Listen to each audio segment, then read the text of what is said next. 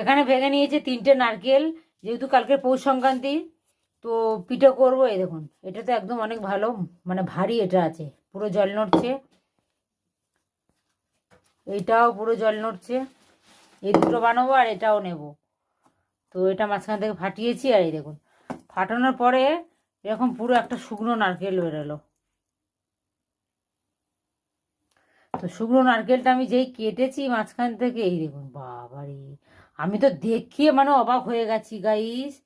নারকেলের ভিতর থেকে এটা কি বেরোলো, মানে পুরো কালো হয়ে গেছি। কি জানি কি নারকেল দিয়েছে, কিচ্ছু নেই ভিতরে। এগুলো এগুলো দেখুন, এই যে নারকেলের সাদা সাদা থাকে, এই সাদাগুলো পুরো ভিতরে কালো হয়ে গেছে। কতটা ক্যামেরাতে দেখা যাচ্ছে আমি বুঝতে পারছি না। তেল তেলে একটা গন্ধ বেরোচ্ছে, আর ভিতরটা পুরো কালো। তো যাই হোক, এটা তো নেওয়া যাবে না, এটা পুরো ডাস্টবিনে ফেলা যাবে। আর এই দুটো পিঠে করবো। ঈশানি, এই নারকেল ছোকরাগুলো রাখ, তুলেছিস? এগুলো তুলে রাখ, এগুলো ধুনো দেবো, ধুনো দেওয়ার এগুলো কাজে লাগবে।